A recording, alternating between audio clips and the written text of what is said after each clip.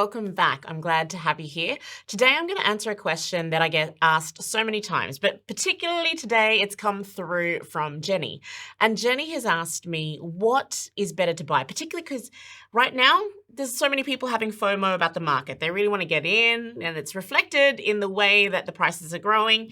So, Jenny asked me, what should I buy right now? Should I get brand new or old? And the answer to this is never that direct. It always comes down to what is it you're looking to achieve? If you are an investor and you are looking to achieve profits, because eventually or essentially that is all that an investor really wants to achieve, then for the most part, the answer would be preferably brand new. Now, why? Yeah.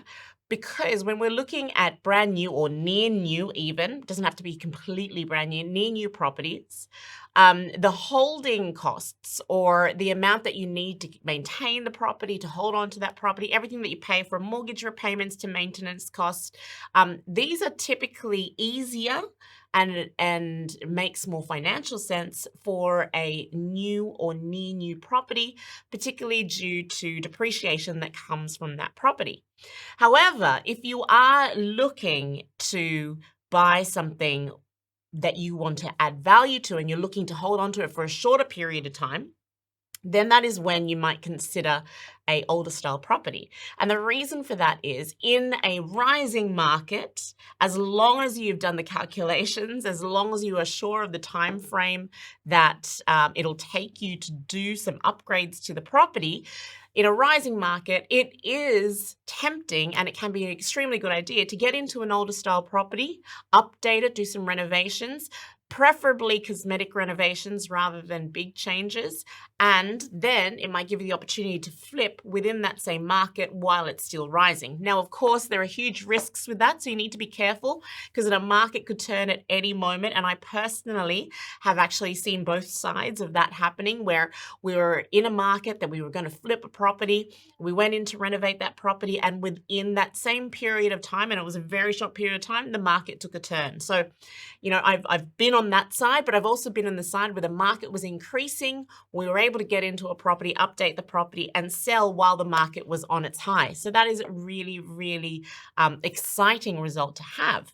So in that case, then yes, maybe an older style property would seemingly on the surface be more something that is desirable or something that could be very profitable.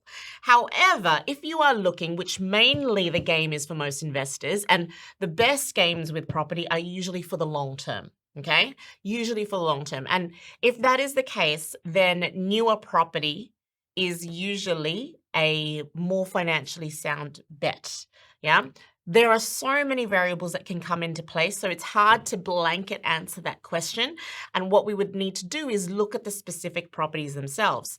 So if you're working with property professionals, such as myself and my team, the way we would look at it is we would analyze the exact data, the exact numbers that it would cost you to hold on to a brand new property for X period of time.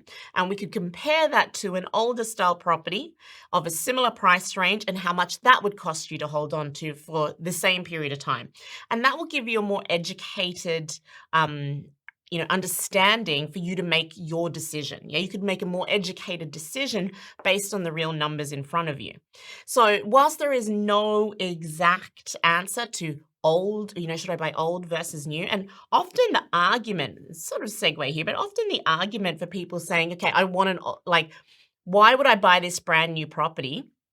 It's, a 3-bedroom apartment or a 3-bedroom house where I could buy this older style property and it costs almost the same, maybe even slightly cheaper, but I get a 4-bedroom house, for example. Well, these are things, like I said, you need to weigh up. And it doesn't matter if you're getting more, like i.e. you're getting 3 bedrooms in one or 4 bedrooms on the other, or you're getting an extra garage space. What it is most important was how much is that property going to make you from a cash flow point of view and from an end profit point of view. And that's what we really need to look at. Not like, well, over here on the older property, I get, 20 square meters more versus this brand new property for the same price and I get 20 square meters less. That's not where we should be comparing.